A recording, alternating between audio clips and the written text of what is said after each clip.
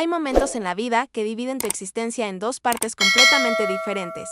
El antes y el después. Para mí, ese momento llegó cuando estaba de pie frente a la tumba de mi esposo Ernesto, rodeada del silencio pesado del cementerio. Cuando mi teléfono vibró con un mensaje que haría temblar los cimientos de todo lo que quería saber sobre mi propia familia. Me llamo Margarita Morales y tengo 66 años. Durante más de 4 décadas compartí mi vida con un hombre extraordinario llamado Ernesto, un mecánico de bicicletas con manos callosas y corazón de oro. Creamos juntos a 2 hijos en un pequeño pueblo mexicano llamado San Juan del Río, trabajando arduamente cada día para darles una vida mejor que la nuestra. Nunca tuvimos mucho dinero, pero teníamos amor, dignidad y la certeza de que estábamos construyendo algo valioso, una familia. Lo que nunca imaginé es que esa familia que tanto amaba guardaría secretos tan oscuros que cuando finalmente salieran la luz, destruirían por completo la imagen que tenía de las personas más cercanas a mi corazón. Esta es mi historia, y aunque es dolorosa de contar, siento la necesidad de compartirla porque en algún lugar del mundo podría haber otra mujer, otro padre, otra familia viviendo una situación similar sin darse cuenta del peligro que los rodea. El día del funeral de Ernesto amaneció gris y frío. Las nubes bajas parecían presionar sobre el cementerio como si el cielo mismo sintiera el peso de mi tristeza. Me había puesto mi único vestido negro, el mismo que usé años atrás para despedir a mi madre. Mis manos temblaban tanto esa mañana que mi vecina Dolores tuvo que ayudarme a abrochar los pequeños botones en la espalda del vestido. Ella susurró palabras de consuelo mientras peinaba con cuidado mi cabello canoso, intentando darme fuerzas para enfrentar lo que sería el día más difícil de mi existencia. 42 años de matrimonio son muchos años. Son más de 15,000 días despertando junto a la misma persona, compartiendo desayunos, preocupaciones, alegrías y tristezas. Son miles de conversaciones sobre todo y sobre nada. Son décadas de construir recuerdos, de superar obstáculos juntos, de envejecer lado a lado. Y de repente, todo eso termina con un cuerpo dentro de un ataúd de madera barata, rodeado de flores marchitas y el llanto contenido de personas que apenas conocían al hombre maravilloso que fue Ernesto. Mientras estaba parada junto a su tumba, mis piernas apenas podían sostenerme. El pastor leía versículos de la Biblia con voz monótona, pero yo no escuchaba sus palabras. Mi mente estaba atrapada en un torbellino de recuerdos. La primera vez que Ernesto me sonrió desde su pequeña tienda de bicicletas. Nuestros encuentros secretos bajo la gran higuera de la plaza del pueblo. Nuestra modesta boda llena de esperanza, el nacimiento de nuestros hijos. Las noches en el porche, mirando las estrellas y planeando un futuro que nunca llegaría. Fue en ese momento, mientras la tierra comenzaba a caer sobre el ataúd con un sonido sordo y final, cuando sentí la vibración de mi teléfono celular en el bolsillo de mi vestido. Inicialmente lo ignoré, pensando que sería algún mensaje de condolencias de algún conocido lejano, pero la vibración continuó, insistente, urgente, como si el remitente supiera que lo que tenía que decirme no podía esperar ni un segundo más. Con manos temblorosas, saqué el teléfono de mi bolsillo y miré la pantalla. Era un mensaje de un número que no reconocía. Abrí el mensaje y lo que leí hizo que mi corazón se detuviera por completo. Las palabras danzaban frente a mis ojos como si estuviera alucinando, como si mi mente quebrada por el dolor estuviera jugándome una broma cruel. El mensaje decía simplemente, estoy vivo, no soy yo el que está en ese ataúd. Mi respiración se cortó. El mundo a mi alrededor comenzó a girar. Por un momento pensé que me desmayarían allí mismo, cayendo sobre la tierra recién removida que cubría lo que supuestamente era el cuerpo de mi esposo. Mis dedos, torpes por el shock, teclearon una respuesta casi automática, sin que mi cerebro pudiera procesar completamente lo que estaba sucediendo. No puedo entender esto. ¿Quién eres? ¿Dónde estás? La respuesta llegó con una velocidad inquietante, como si la persona del otro lado hubiera estado esperando mi mensaje con el dedo sobre el botón de enviar.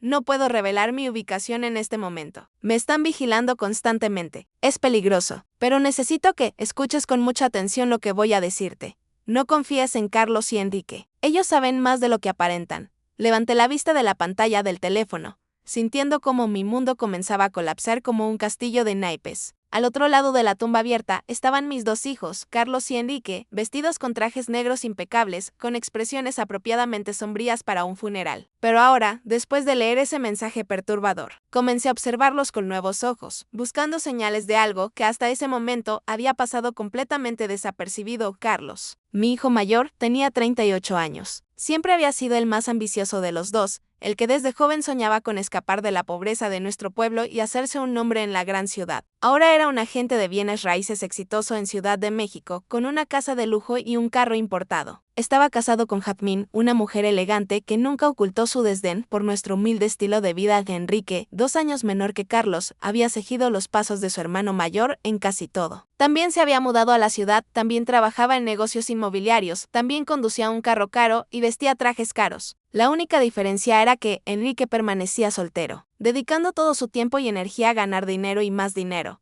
Mientras los observaba desde el otro lado de la tumba de su padre, noté algo que en medio de mi dolor inicial había pasado desapercibido. Sus lágrimas parecían forzadas, mecánicas, como si estuvieran actuando el papel de hijos afligidos en lugar de realmente sentir dolor por la pérdida de su padre. Sus abrazos de consuelo hacia mí habían sido breves y fríos, sin la calidez genuina que uno esperaría en un momento así. Y había algo más que ahora, en retrospectiva, parecía profundamente extraño. Ambos parecían estar extraordinariamente tranquilos, casi aliviados, como si el funeral fuera simplemente un trámite que debían cumplir antes de poder seguir adelante con sus vidas. No había el desconsuelo desgarrador que yo sentía. No había el dolor profundo de perder a alguien que amabas con todo tu corazón. Solo había una calma perturbadora que ahora, después de ese mensaje misterioso, comenzaba a parecerme siniestra.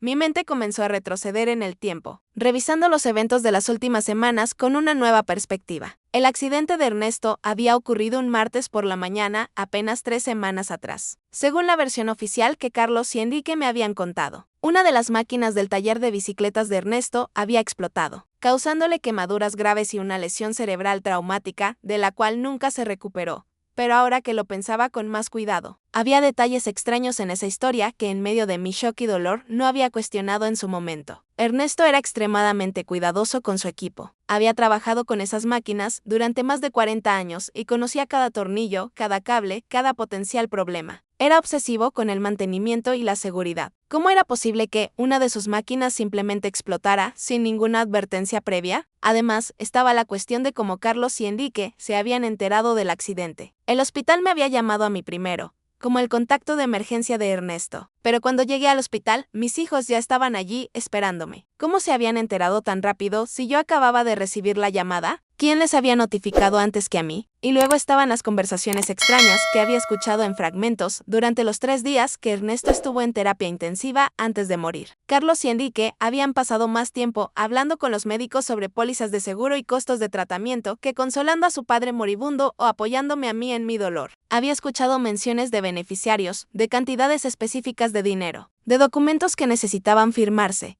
En ese momento, sumergida en mi angustia, había asumido que simplemente estaban siendo prácticos, ocupándose de los aspectos logísticos mientras yo me concentraba en despedirme de mi esposo. Pero ahora esas conversaciones tomaban un tono completamente diferente. Ya no parecían prácticas, sino calculadoras. Ya no parecían apropiadas, sino grotescamente inapropiadas.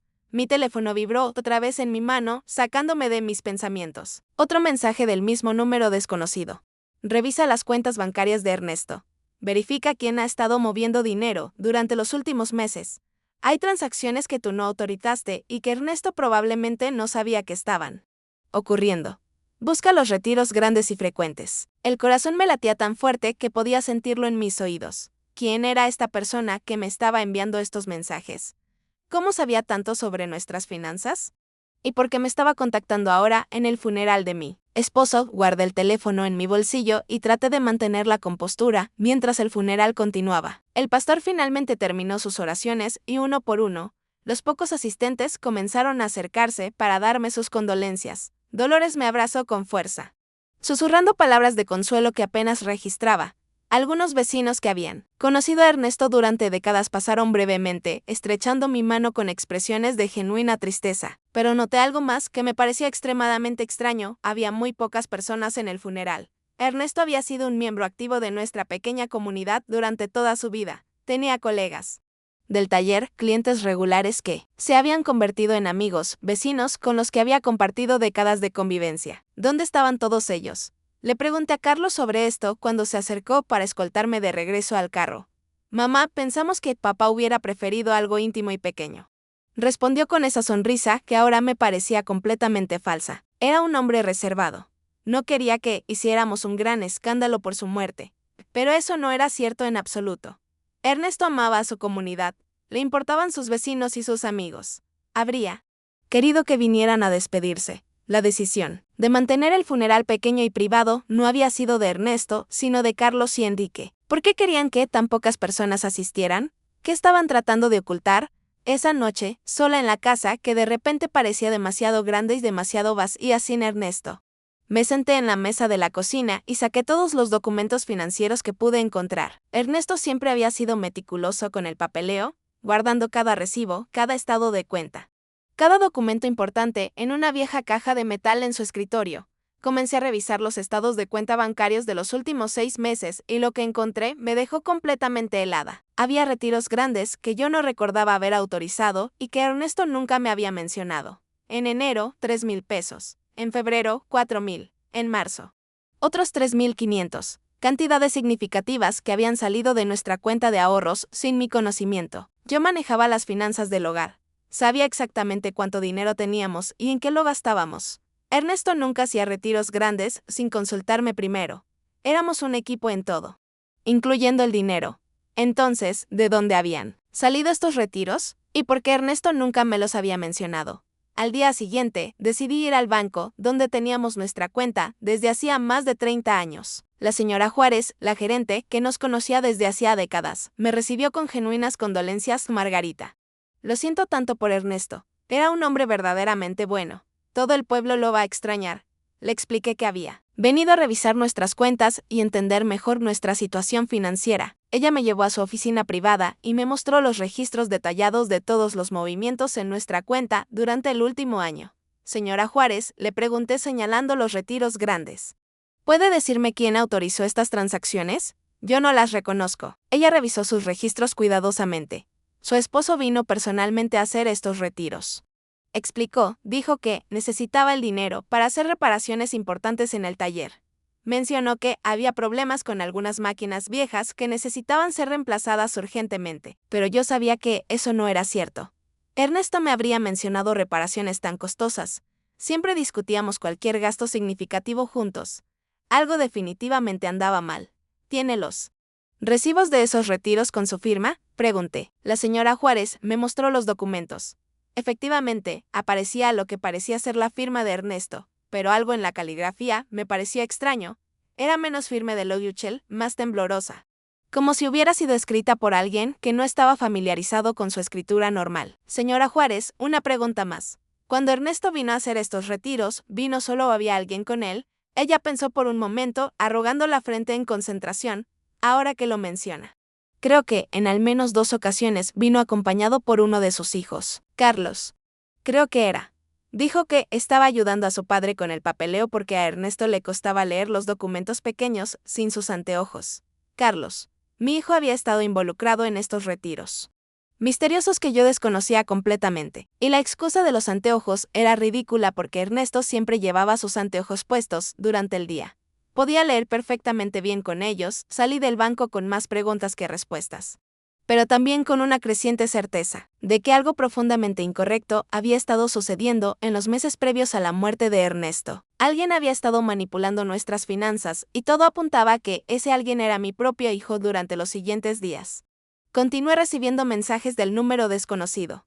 Cada mensaje revelaba una nueva capa de información perturbadora. Las pólizas de seguro de vida de Ernesto fueron aumentadas significativamente hace 6 meses. Fue idea de Carlos. Él convenció a Ernesto de que necesitaba más cobertura para protegerte en caso de que algo le pasara. Revisa el taller de Ernesto. Ve personalmente. Busca señales del supuesto accidente. Pregúntate si realmente parece que hubo una explosión allí. Carlos le debe 70,000 pesos a un prestamista en la ciudad. Enrique tiene deudas de juego por 40,000. Ambos estaban desesperados por dinero. Cada mensaje era como un puñal en mi corazón. Pero también era una pieza más del rompecabezas que comenzaba a formar una imagen aterradora. Decidí seguir las instrucciones del misterioso informante y fui al taller de Ernesto. No había estado allí desde el día del accidente. Era demasiado doloroso imaginar a mi esposo sufriendo en ese lugar que había sido su segundo hogar durante tantos años. Pero ahora necesitaba ver con mis propios ojos lo que realmente había pasado. Cuando abrí la puerta del taller y entré, me quedé completamente inmóvil. El lugar estaba extrañamente limpio y ordenado.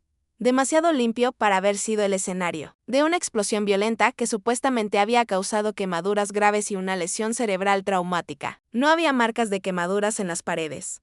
No había escombros. No había ninguna señal visible de destrucción. Cada máquina estaba en su lugar, aparentemente funcionando normalmente. La soldadora, el compresor, la sierra eléctrica, todos los equipos que Carlos había dicho que habían explotado estaban allí completamente intactos. Entonces, ¿cuál máquina había explotado?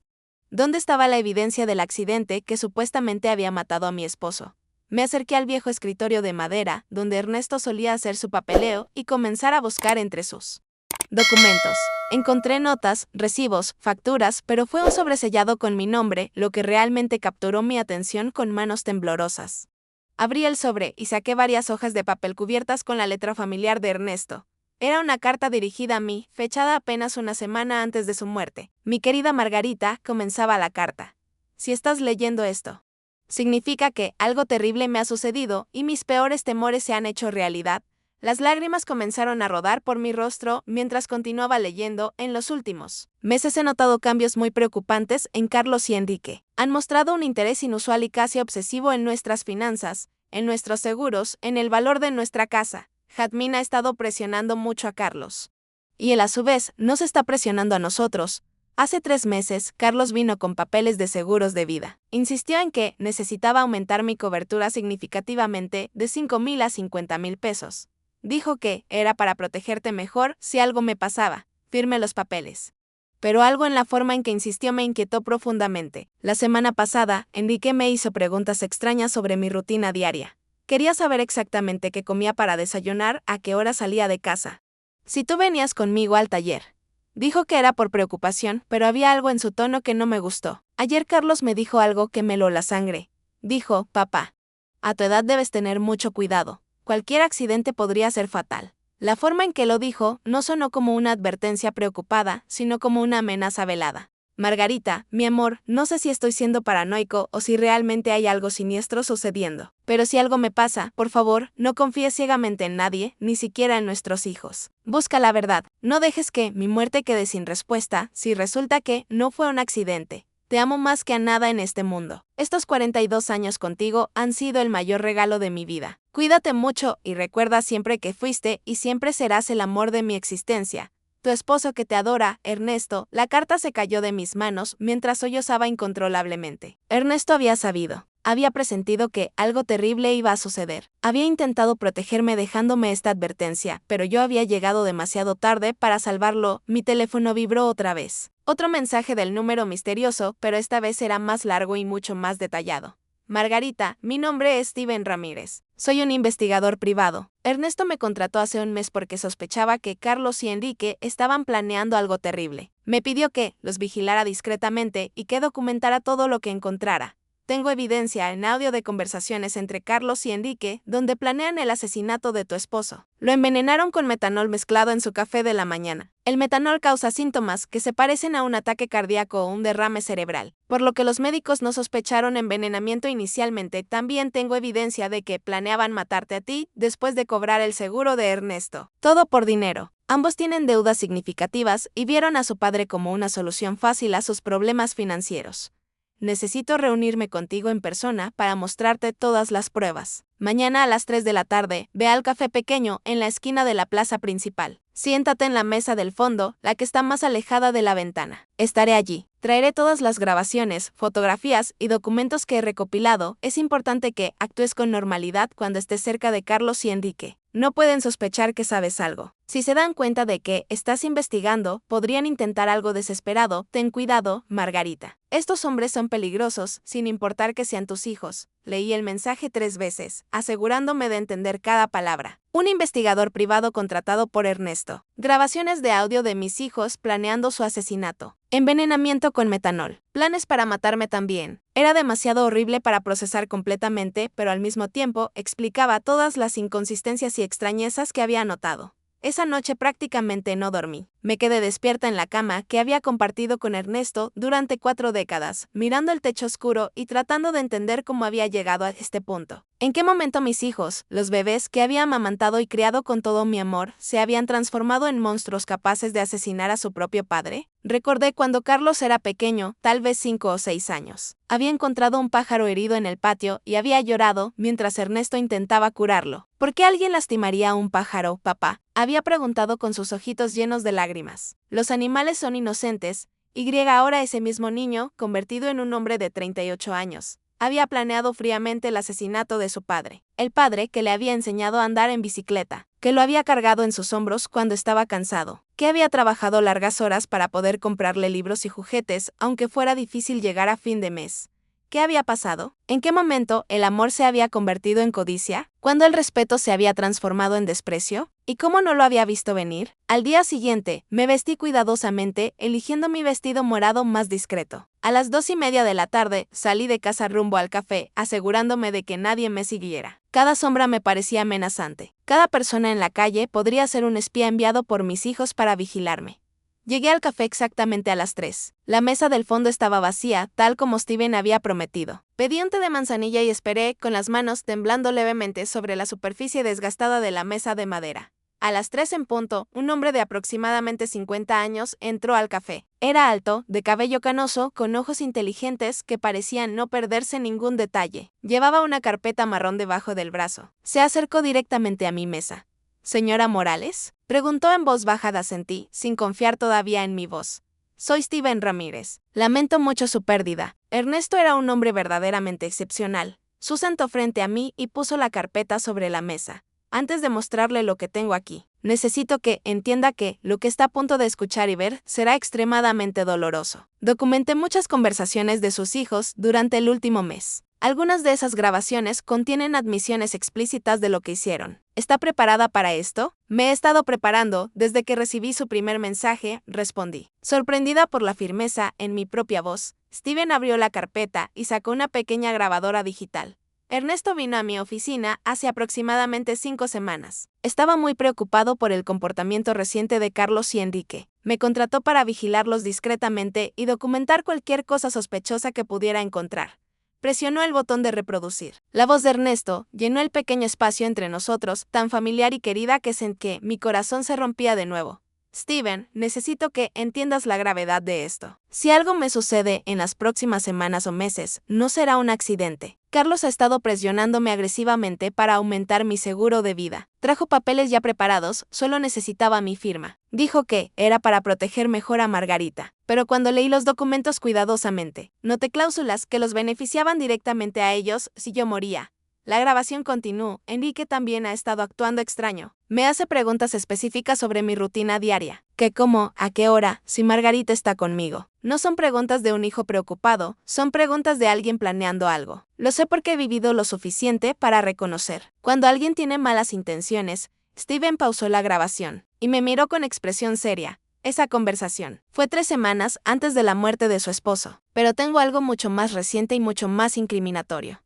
Reprodujo otra grabación. Esta vez era una conversación telefónica. La voz de Carlos era inconfundible. No, Enrique, ya no podemos esperar más tiempo. El viejo está empezando a hacer preguntas. Ayer me preguntó directamente por qué estaba tan interesado en su seguro de vida. Tenemos que actuar ahora antes de que sospeche demasiado. Sí, ya conseguí el metanol. Va a funcionar perfectamente. Los síntomas son casi idénticos a un ataque cardíaco o un derrame cerebral. Para cuando los médicos se den cuenta de que fue envenenamiento, si es que alguna vez lo descubren, será demasiado tarde, la mamá no será un problema. Después de que papá muera, estará tan devastada y confundida que podremos hacer lo que queramos.